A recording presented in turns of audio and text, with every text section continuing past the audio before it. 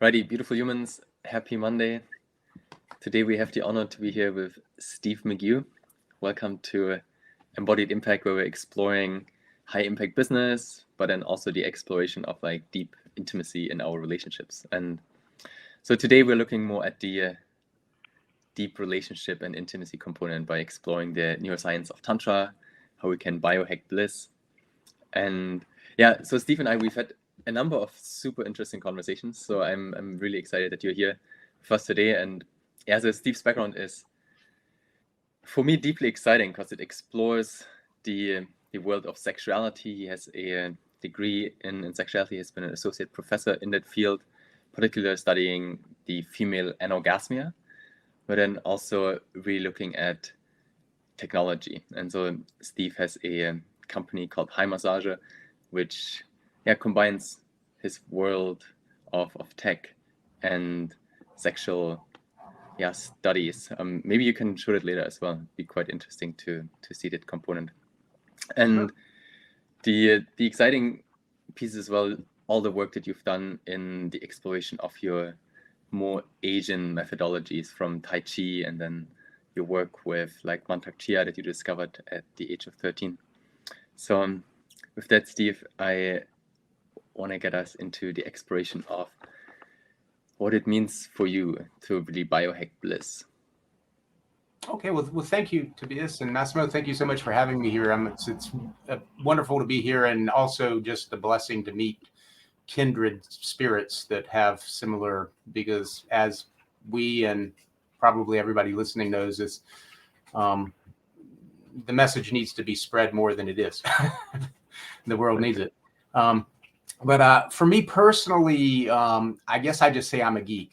I started out morbidly obese as a child, and my father was a pacifist and didn't want me to do martial arts. But then I saw an advertisement for a Tai Chi class at the local university, and he was okay with that.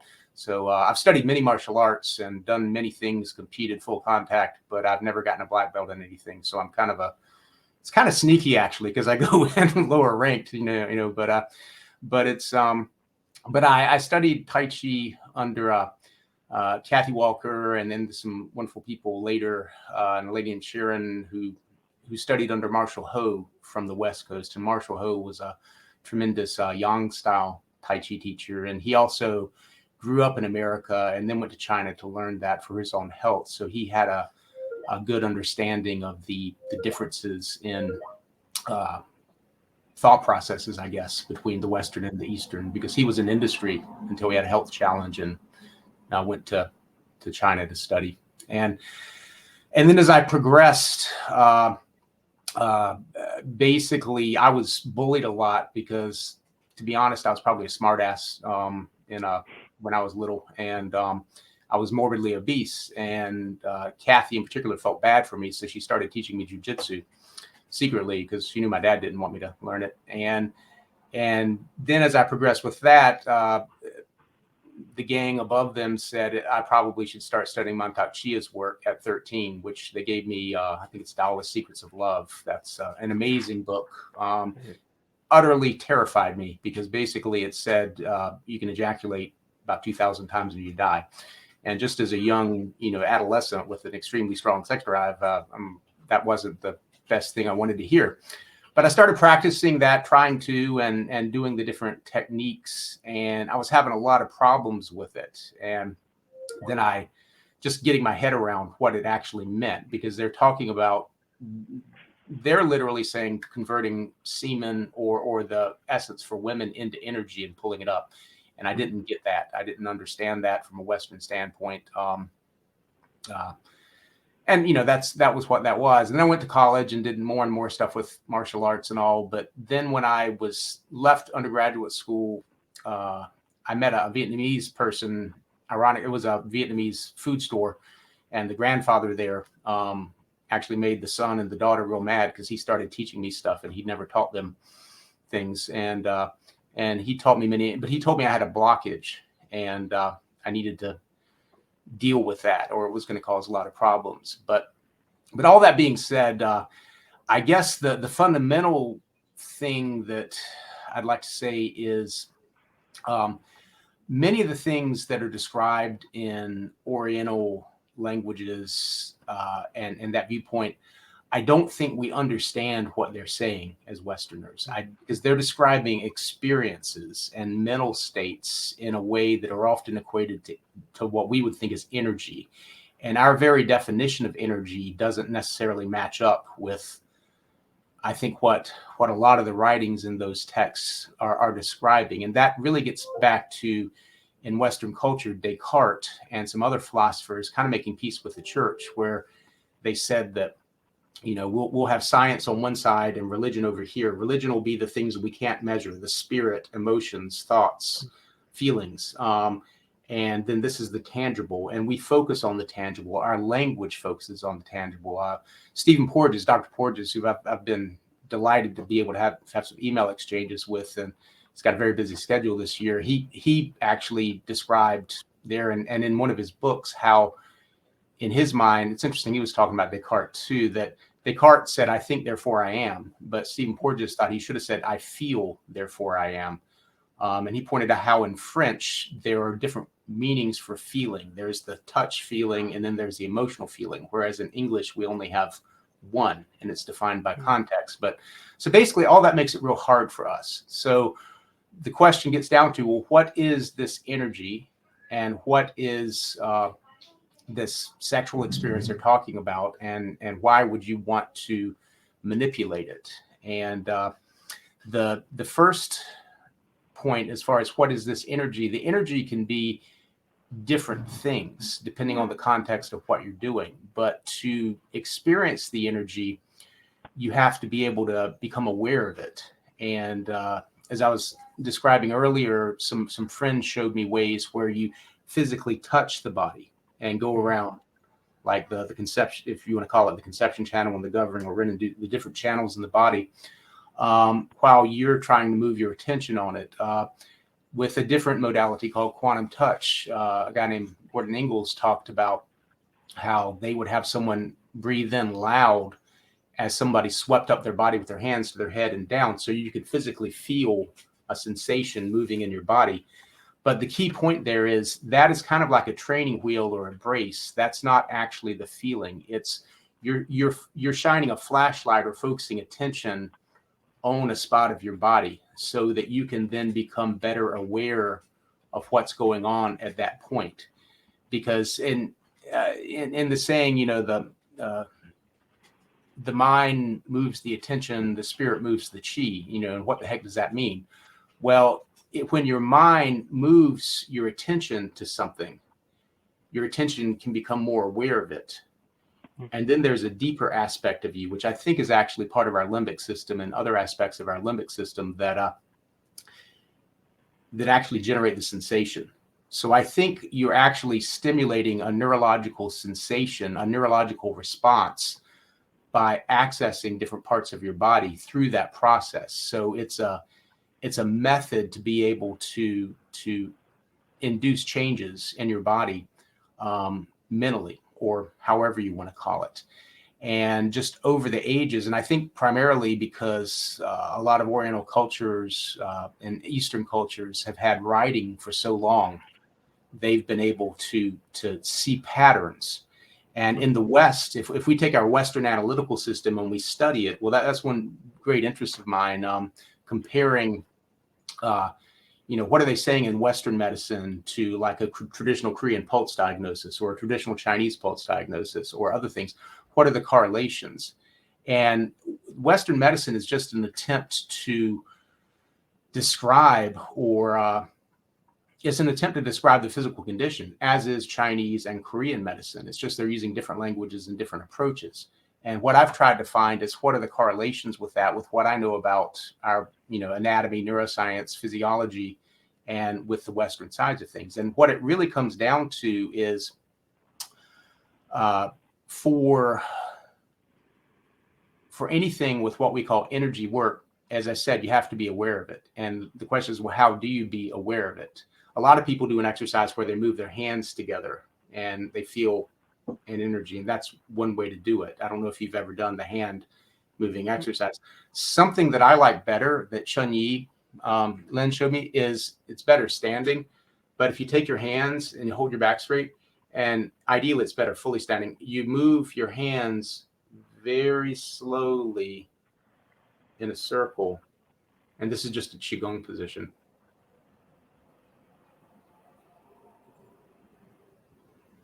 Going all the way down to the base of your body and up to roughly the top of your head. And as the hand that's closer to your body moves by, notice if you feel any change in sensation in your skin, particularly on your face. I won't tell you what that sensation is because I want you to discover that yourself. But if you just simply do that when you're relaxed for a few minutes, very slowly, and you're close to your face, see if you experience some kind of feeling here.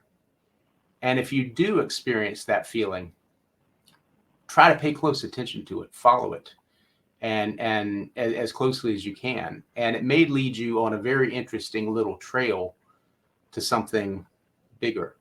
So that's just a very simple exercise. Another exercise that actually the Vietnamese gentleman taught me was where you stand and you shake your hands really hard, and then you put them down.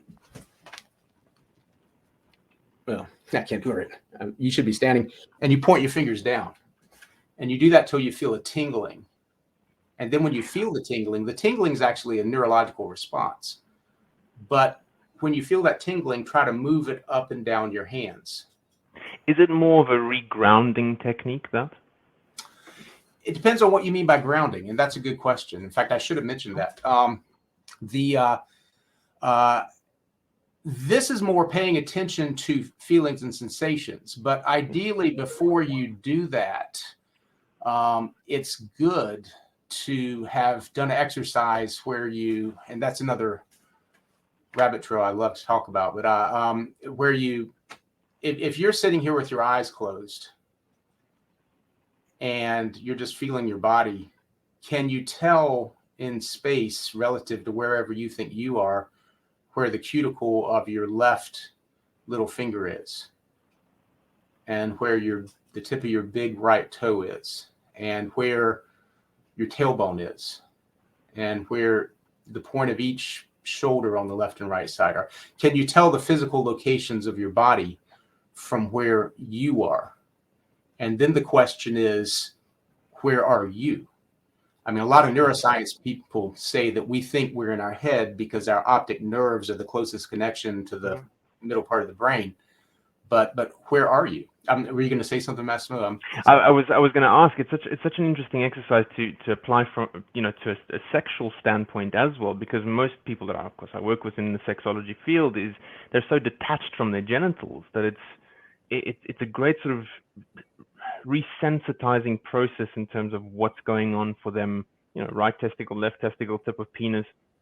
I wonder maybe if you could speak into sort of the sexological side and how that can help people ground in that space. Well, for that, I would first say find a way, and again, I've heard 24 different definitions of ground. So one thing I've learned is a lot of times people will use different language and both think they're saying the same thing, and it kind of matches up. And it's like the word love. I talk about 5 different definitions of love and 5 different motivations for sex. And most times couples never realize they have those different things, and they're talking on different things. But if you're talking about grounded being aware of your body, now, and there are different things, because there's aware of your body and then there's being comfortable with your body. Those are 2 very different things. You might be comfortable hanging out here, I would be, but if you're nude in front of in the Arctic, you're probably not. That's a very different experience. So, but if you're aware of your body and you're comfortable with it, then there are a lot of things there. As far as being detached, there's a wonderful lady. She passed away a couple years ago. Her name is Betty Dodson, and she was Betty and my mentor, Dr. Ted, and Betty were like, they both. I'm very jealous. I'm very, very, very, very jealous, and I'm not a jealous person that you had the experience of meeting them and working with them. Oh, I was very fortunate Betty was amazing, just an amazing lady, and many people there. But what Betty would say is, in Western cultures, and she didn't know about the Eastern cultures, or she said she couldn't speak to that because she hadn't seen that. She traveled a great deal, but a lot of times a baby will be doing their thing, and then they'll touch their genitals, and they'll be like, "Ooh, what's that?" And the mother or the father, if it's in a culture that's repressive, will go, "Don't do that," and they move their hand away. And then the baby happens to do it again, and they see the look of shock or embarrassment on the mother's, face. And as far as the baby, they don't even have language yet. They don't even have the construct in their mind of what to define. All they know is this thing that is the center of their universe that takes care of them did not like them doing that. So they get at that foundational definition, doing that is bad. Now, where it gets more complicated for women a lot of times is as children grow and they become more sexually mature, male-bodied people are often given the cop-out or the excuse, "Oh, well, boys will be boys. They can't help it. They've got to sow their wild oats." Whereas girls are taught they're supposed to be proper and wait to get married and, 3.5 kids, station wagon, blah, blah, blah, all that stuff. And that's how they're brought up. Now, in reality, at least, I can't say because I don't have a female body, but my mentor, Dr. McLevina, would talk about Kinsey. And in fact, I got one of I was very lucky to get some of his original signed books. Kinsey and Walter Pomeroy, it's a long story about the IASHS, but Walder, his main researcher, left the Kinsey Institute and became the first dean of the IASHS. But what Kinsey would say is, based on his studies, his surveys, women, on average, about 80% of women had the same sex drive as men or higher, but it was just cyclic, and their desire could dissipate very, very quickly if they had something that disturbed them. Whereas men, it was more constant, and it was harder to disassociate the desire. But women were taught, they've got to be proper from day one. So when you're talking about disassociation to your genitals, many times people have so many layers of rule sets. And one thing that is a big area of fascination of mine is how the more primitive parts, they're not more primitive, how the more foundational parts of our brain that store data and process data actually profoundly affect our reality, because we're getting billions of bits of data coming in through our senses every second and into our bodies. It's going into these areas, these reptilian areas, and into the cerebellum and other parts of the brain, and they're deleting huge amounts of it that aren't deemed necessary. And then it goes to a rule set of what is real and what isn't real based on what it's learned. And once it goes through that rule set, it chops out a bunch more stuff. And you only get about 4,000 bits of data per second going to your prefrontal cortex and these parts of your brain. So you're only seeing a tiny, tiny sliver of what reality, what you actually could experience, but you can't experience that much. The challenge is, if someone was taught at an early age, ignore the feeling of erotic stimulation coming up. I mean, because you've got two different paths. You've got the parasympathetic spinal nerves, which are the lumbar and the sacral nerves coming out, and then they all go together to these two ganglia called the sacral, or these two sacral plexus, and then they go to the and then you got the vagus nerve in women, which Barry Komisarek at Rutgers was able to show that separate nerve does it. But basically, you've got these nerves sending in data, but if this part of your brain has associated something negative to that sensation, it'll just delete it. So you just don't even feel it. And the problem is, a lot of the wiring there, that is not a thought-based process. That is not at all something, in my opinion, that talk therapy or other things can undo. That is, you have to change blood flow. I mean, one thing you can do is as a test is if you hold your hands like this, and you've probably seen these, it was real popular on the internet a few years ago. Hold your fingers right here on this muscle, and you look to your left real hard for 30 seconds. Keep it there. I'm not going to go the full 30 seconds. And then you look to your right real hard. And then you do it again. What you should feel is a change. When you look to the left and the right, there's a little muscle that moves your eye, and it actually connects to the back of the skull here. And you'll feel a little tug and a little tug here. If you have severe stress, chronic stress, basically by moving that muscle, you're shifting a tiny artery that feeds the front of the brainstem and increasing blood flow there. And I'll go ahead and spoil the surprise with that. What you should sooner or later notice is the desire to take a deep breath. And when you notice that feeling, what that means is you have increased blood flow to that part of your brain, that's actually part of the dorsal vagal branch that goes to your lungs, that tells your lungs to go ahead and expand. Now, the reason I'm saying that is people with post-traumatic stress syndrome, with a lot of chronic things, and we're seeing couples where both people are exhibiting PTSD just from, this crazy, we're in a, hopefully only a few more years, but I don't know how long of, unending stress.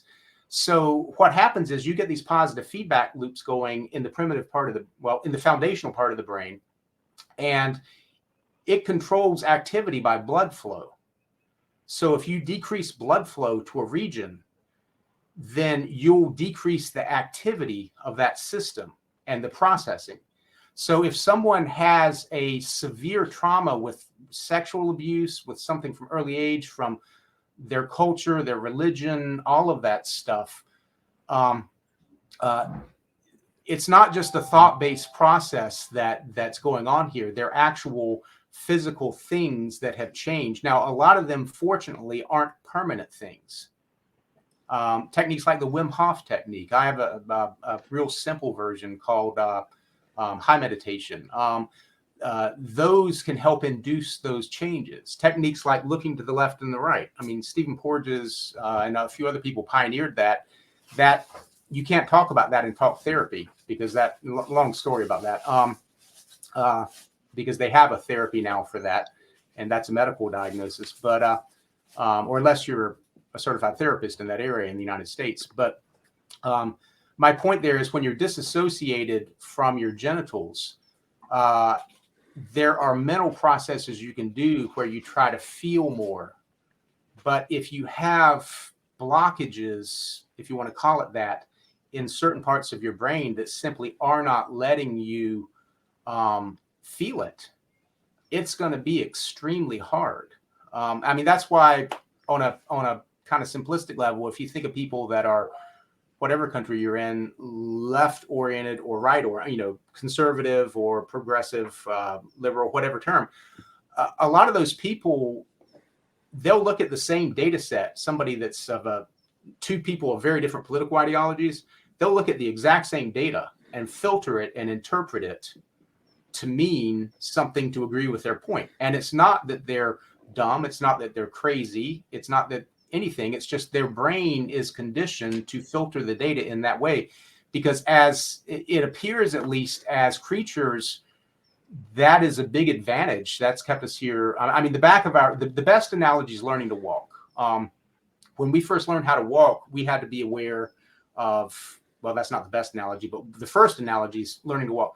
Most of us don't remember that, but you probably remember riding a bike or driving a car. Well, what's going on when you're doing that? You're driving a car, especially if it's a manual, you got to think about the clutch and the gear shift and this and that.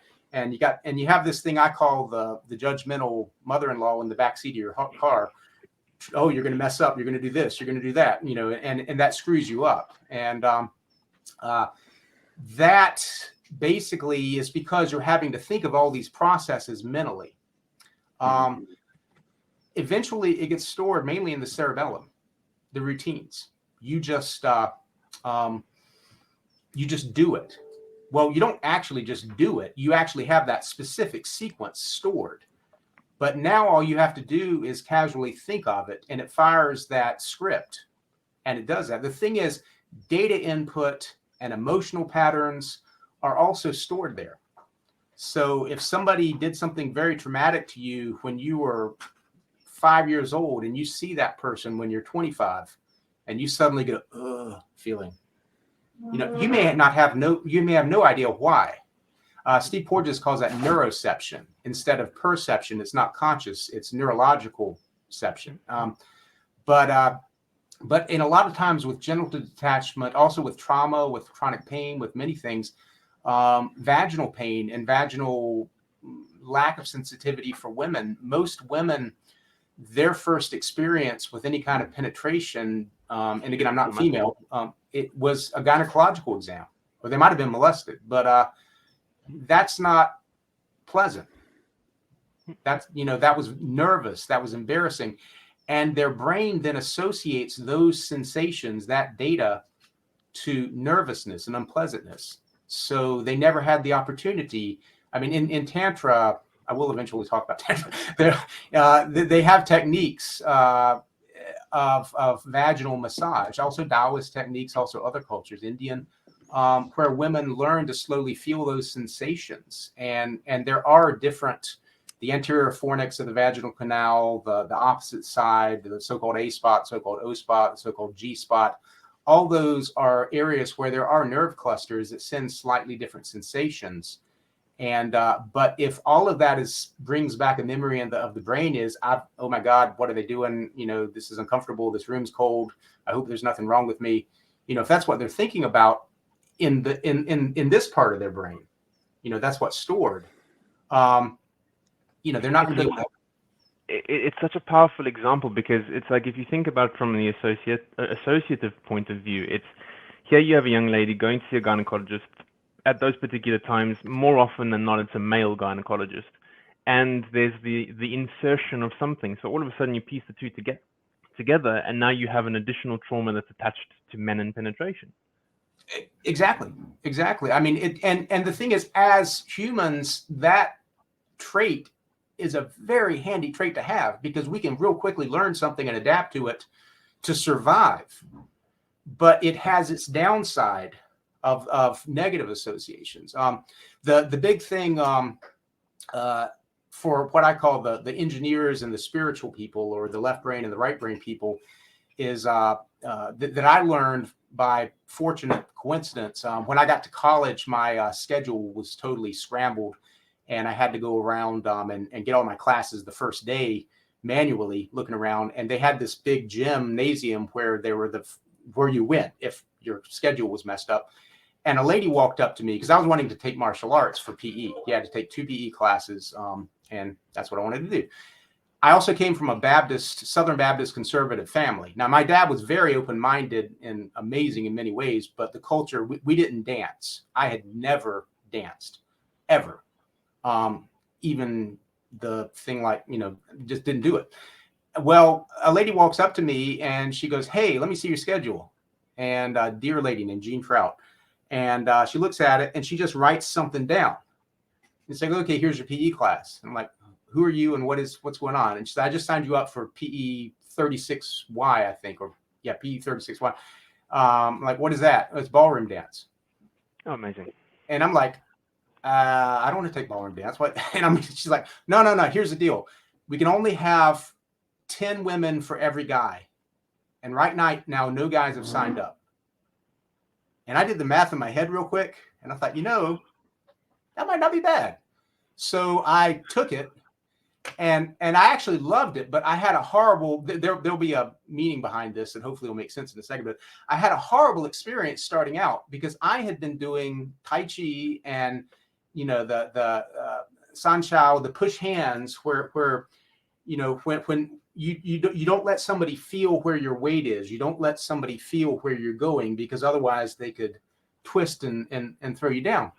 Well, I'm sitting here trying to do ballroom dance without letting the woman know where I'm going, and that didn't work. And I'm also that left brain analytical thinker. And I was just having a real hard time with that, but I was enjoying it. And finally, what I realized was basically for the left brain people, what, in my opinion, is going on is, I hope I explained this right. I need to draw a diagram one of these days. Basically, you see data coming in. And if you're a left brain person, you're going to try to fit that data into the paradigm that works well for you. And you're very, very good at very quickly processing those paradigms. And for certain things, that works really well. For dancing, spontaneous dancing, and I think there's a genetic component too, because my wife and my daughter, when they hear music, they start moving. They just can't help it. My wife just spontaneously, I don't do that. I hear the music, but let me turn that. But I turn my phone off there. Well, I hear the music, but I don't spontaneously feel the rhythm. Well, what I found was if I first, most music is either 4/4 time or 3/4 time or some timing variation of that for traditional ballroom dance.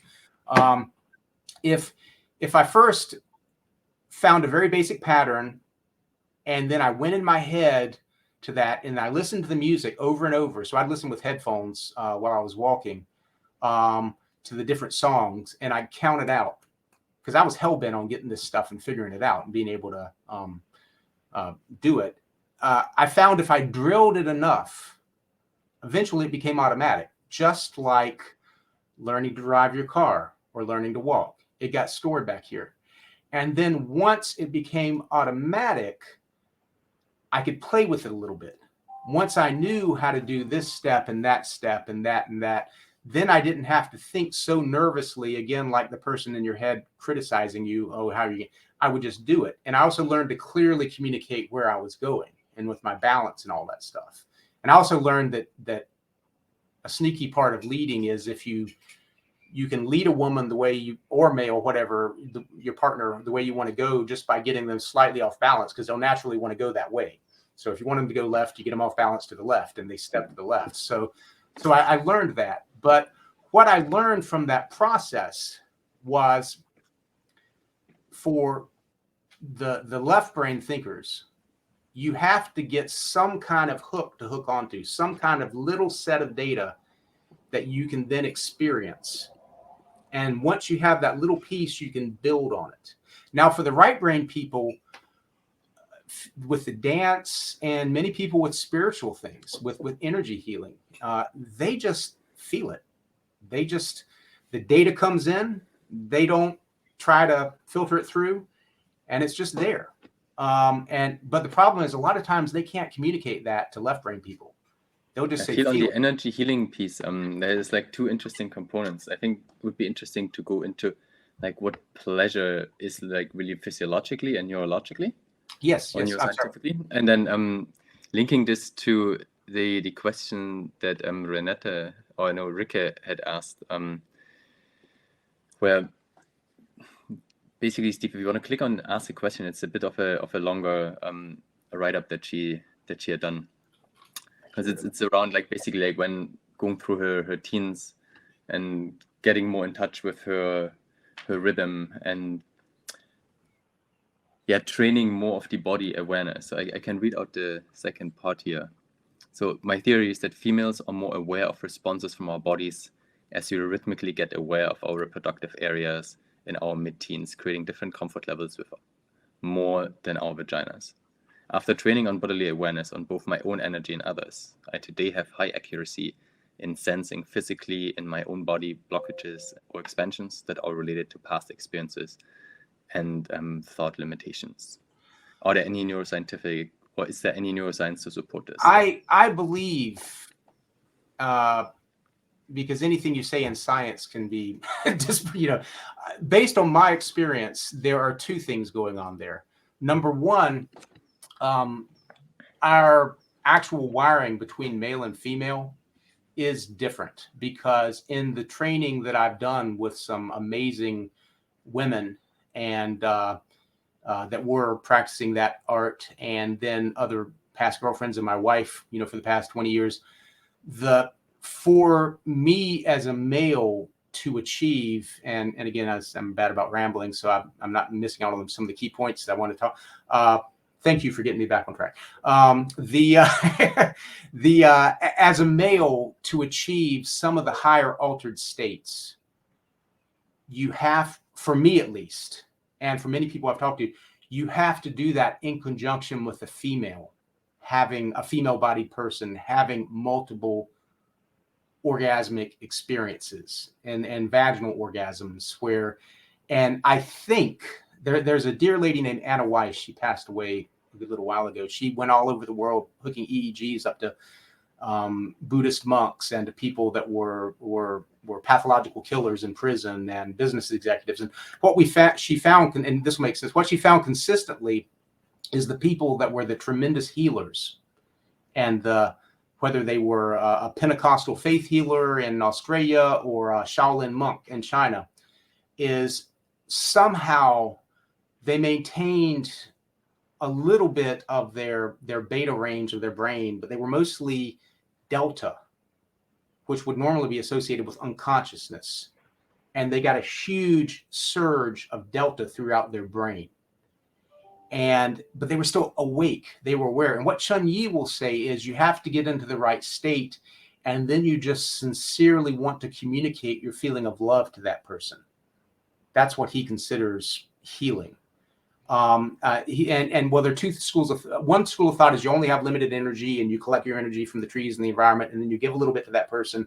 And it's a quote. It says, Chun Yi's thing is there's also a universal energy you can tap into and just pull that in and be thankful for it. And whenever I try to do a pressure point massage on Wendy, where you do Qigong also with it every Saturday, as long as our daughter doesn't distract us. And what I do in that process is I sincerely breathe and thank Chun Yi and the world for this resource, and then try to share it through me, and because it makes me stronger in doing it. And with his methodology, you give it away. You don't charge unless you're one of the sort of master people, and there are not many of them, because your learning process is by helping others. And but the point about the female versus the male, and forgive me if my terminology gets the male-bodied versus the female-bodied. There is something different about female neurophysiology that allows that delta range to expand out. And some experiments at MIT, I don't know how accurate they are, I'll have to Google them, and where they use this tremendous Faraday cage or some kind of metal cage in a basement, and then they measure magnetic fields. They found that the delta range can extend up to about 1 meter from the body. So I think what's going on with the very, very powerful low frequency stuff, energy, brain oscillation, it's somehow, that's where your power is. That's where all this power comes from, and getting into that state. Now, from that standpoint, as long as the woman doesn't have trauma, as long as most women, and especially if they go through healthy natural childbirth and that process, because that whole process is neurologically interesting, with the vagus nerve and all sorts of things with that. But if they go through that, they will have an instinctive feeling that I don't think males will ever have. I think we can just be observers for that, based on my experience. And that's one thing that's just wow with our public product, which we call the disco stick. That can be a standing thing that a DJ can control. It works over clothing. It's the most bizarre thing. We've done this. You go to a nightclub, and normally if I'm at a nightclub and I drop my wallet, I'm going to pick it up real quick, because I have that feeling of on my guard, being when those units are at a club, I don't know why, but after 4 or 5 women have strong orgasms on them, the whole vibe of the place changes, and it becomes friendlier, and it becomes more like we're all together as a tribe. We watch over each other, and it may be a pheromone. I may be saying it's delta, and it's some pheromone that women are putting off that we're not aware of, but something happens. I mean, in surrogate therapy for women that are anorgasmic, The best way to help a woman learn to have an orgasm, you have to know the right techniques, but is to have another woman have an orgasm right beside her. And that, based on at least what Dr. McLavena, my mentor, would say, and some things I've seen. And women... This goes in line with, I guess, the terminology nowadays is sort of sexual transmutation in a sense. I don't know if it aligns itself with that. I'm glad you mentioned that too, because that helps get me back on my, because I have my notes here. I'm not even looking at, and I'm not covering any of it because I'm basically, I can say from the male standpoint, because I don't have the female body. When you try to do this so-called sexual transmutation, and there are many different versions of it, some groups say abstinence, some groups say have intercourse, and it's more powerful. I think that is the case, as long as you can learn not to ejaculate. In both cases, when the male doesn't ejaculate, several things have to go on for this transmutation to happen. It's slightly different for the female, and I haven't actually studied the female aspect as closely because I don't have the body to do that. First of all, you will feel a tension, a pressure, and that actually, I define sexuality. One thing I always ask couples, when the very foundation is, what is your sexual motivation? And this will tie into the transmutation in a second, because the very foundational motivation is drive, is need. It's, you want this pleasure, but you actually are experiencing this pain or this compulsion to express that. And that's a very good thing, because we wouldn't be here if that wasn't there. That is the most fundamental drive. A lot of times in at least normal heteronormative culture, that's where men are. The next step up, the next step, I don't know if it's the next step up, is the desire for pleasure. And then that's another thing where, and the analogy Dr. McLavena would say is, it's like, if you haven't eaten in 2 days, you'll eat anything, and you'll just eat till you're stuffed. If you are really looking forward to a fine meal with friends, and it's going to be something really cool, you want to sample just a little bit of all this different stuff and enjoy the experience of eating it. So you're wanting the experience. You're not wanting to take care of the need. Now, the next step up from, I say step up, that's not the right. The next aspect, I believe, and Dr. McLavena mainly talked about need, desire, and spiritual, but I think in there's the emotional love aspect where you're desiring to express it. And that is a beautiful thing when two people share. And that is another, it's another feeling. It's not, you could say it's another energy. Then you have the spiritual in French, and I'll brutalize it. La petite mort, the little death they say for orgasm. That brief loss of consciousness, that brief state of flow, if you want to call it that. First was it Goethe, then Nietzsche talked about it, then Mihaly, I can't pronounce his last name, but that guy's amazing. They created flow. And then Steve Kotler later, Mihaly Csikszentmihalyi, I can't pronounce it, sorry. The brief point of orgasm is a state of flow, and that is where I think that delta state is happening.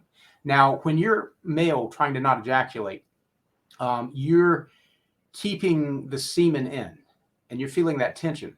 The most critical things with that, because I've tried it, I think the no-fap stuff is actually a little bit risky because it can cause all sorts of issues. When you're doing that, you're also learning to contract your very lowest diaphragm, your urogenital diaphragm. Then you're learning to contract your pelvic floor muscles. Then you're learning to contract your diaphragm. And you also, hopefully, have gotten your spine in good shape. And they're breathing techniques where they're inhale, and basically you're making sure that your spine is mobile. And that, I think one of the key things is you can have the cerebrospinal fluid moving in it. And I think that's one of the keys there. There's some people I've talked to at Stanford about that. But basically, you have your body prepared for this before you start doing this. If you're just doing no fap for a religious reason or for power or for whatever, you will notice you'll have that tension, you'll have that drive. But the key point is, what do you then do with it? And with the Taoist process, you first get your body in a physical shape where they say you're ready for it, and then you do this breathing.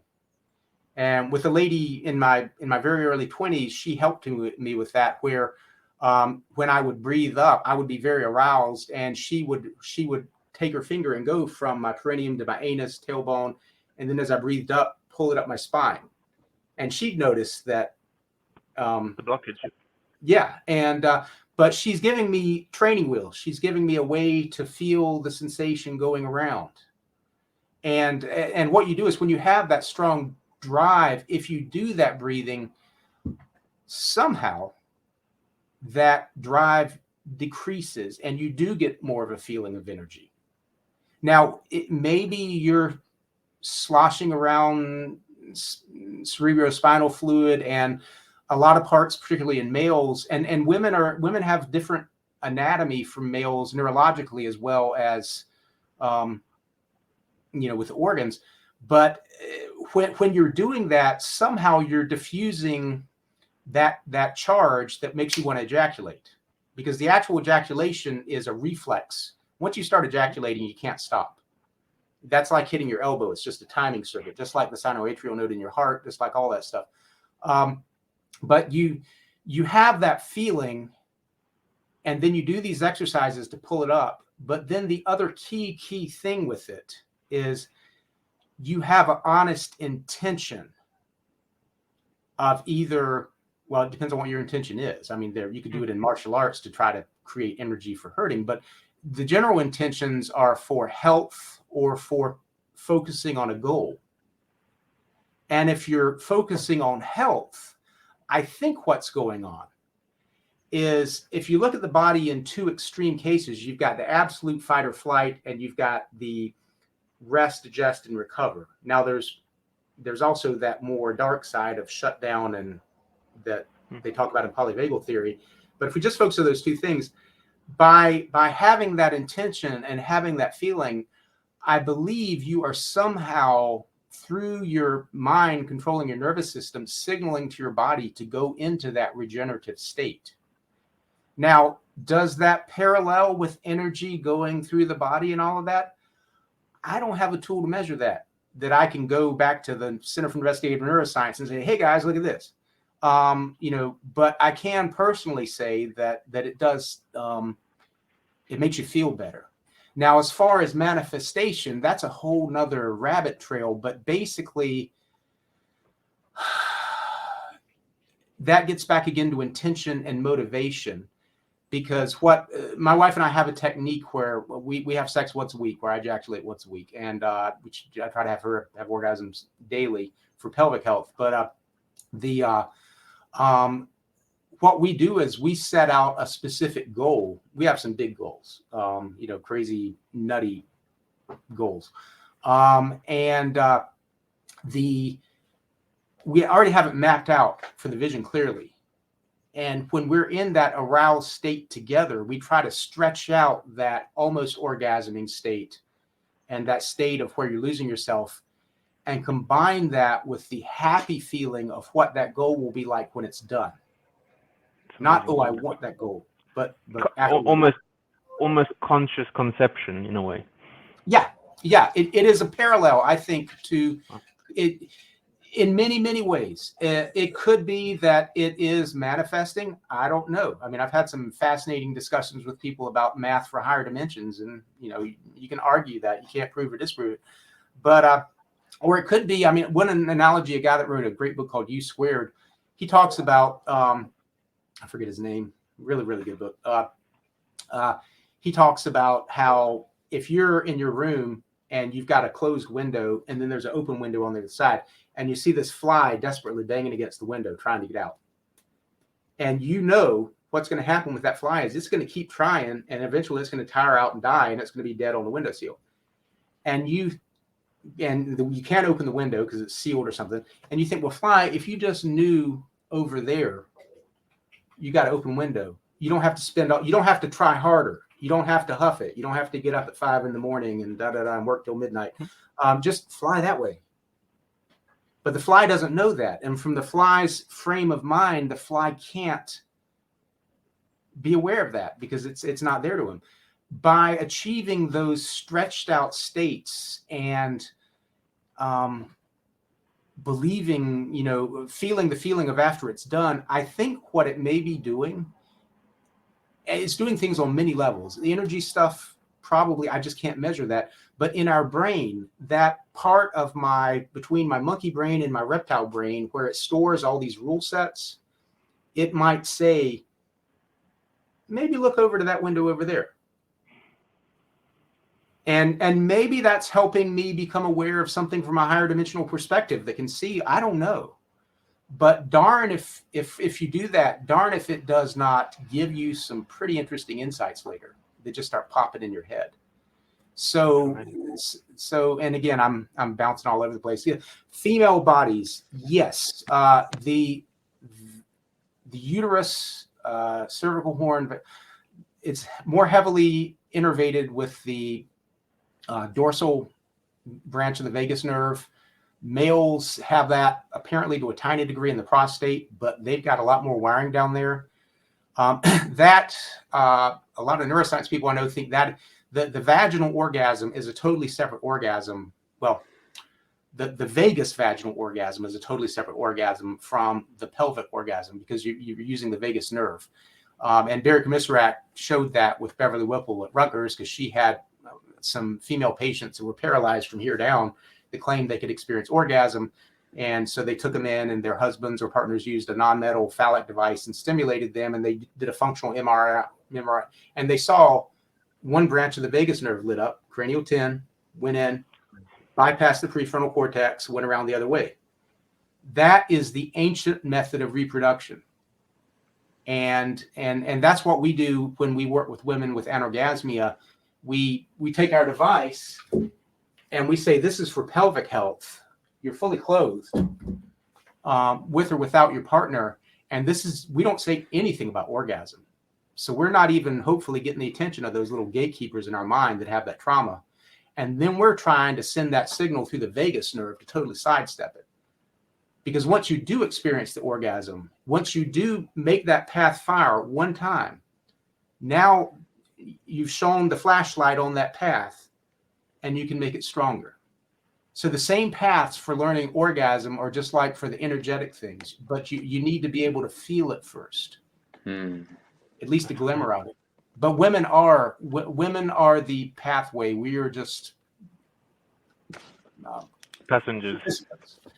Yeah. I feel, so this is I think a really good point to start pausing for today because we have 5 minutes until the end, and I feel so we'll have you back in July, and I would love to explore this whole area of like different types of orgasm and kind of like the female or the like female energy as the pathway as you just stepped into. Also, Rike had asked another question that I will send to you in WhatsApp, and then maybe you can respond and I'll message her the reply. To finish up the conversation today, do you want to leave us with a few short words of wisdom before we close? Good question. Whatever you're doing, I respect that, and you should honor that because you are trying to grow, you are trying to improve, you're trying to find your way, and that's what we're all trying to do. I think Mantak Chia's writings are wonderful. The Healing Tao Foundation are incredible. Tantra, I didn't even really go into, but there are some wonderful teachers and paths there. For us, we're going to be launching a program for couples called Bulletproof Your Bedroom, which is a 3-step process with High, where you just massage the back, then the rear, which is targeting the sacral plexus on each side, which is where the nerves for the pelvic areas are. And then if this is the one that you've got your practitioner program with as well, right? Yes, yeah, we have that's a new simplified program. We had a very complex program, And I found that most guys just didn't get it. they tried, and then they just do the pelvic stuff, so they wouldn't do the other health stuff. So, but that we're launching here. We're actually doing a free seminar, not week after this, but the following week for that talks about it. And we have all sorts of things with that. But I would say if you're wanting to learn experiences, start with just breathing and feeling your breath and feeling the motions in your body. There's a lot to talk about for that. I have a video called High Meditation. I don't have the link here for it, but that's a technique I developed about 20 some years ago. That's basically it's not a meditation, it's a process. You just tense your muscles as hard as you can, let them relax. Then you breathe in deeply 20 to 40 times till you feel tingling, tense them again, and you let go. And then you just sit there and try to pay attention to especially what's going on in here, because a lot of people smell a sensation but in their nose. But that's a wonderful process to have. If you're wanting to explore those things, we are going to have a challenge or a free seminar in 2 weeks, but I don't have the link for it. Send me the link and I'll share it. Okay, wonderful, wonderful. Yeah, it'll be the 22nd through the 24th, and we'll probably do a replay of it for different time zones for things, and then we'll be. But otherwise, I really appreciate you having me here, and you guys are wonderful. I want to get to know you two better because you guys are amazing. And and I'm blown away. I'm blown away. So I'm just rambling. No. Also, thanks to like Ima and Deborah and Rike for joining in, and Emika. So next week we'll have an exploration into the world of more female pleasure, and fantastic. She's a dominatrix as well, isn't she? Like, so we're exploring more kind of the world of like power play and darker fantasies. Steve, it's been absolute pleasure to have you, and I'm really excited to see you again in between in July. And if any of you want to continue the conversation, join the community below the video on this button. And with that, have an amazing week, everyone, and we'll see you again next Monday. Well, thank you, guys. Thank you so much again, Steve. Thank you. See you. Bye-bye. Bye.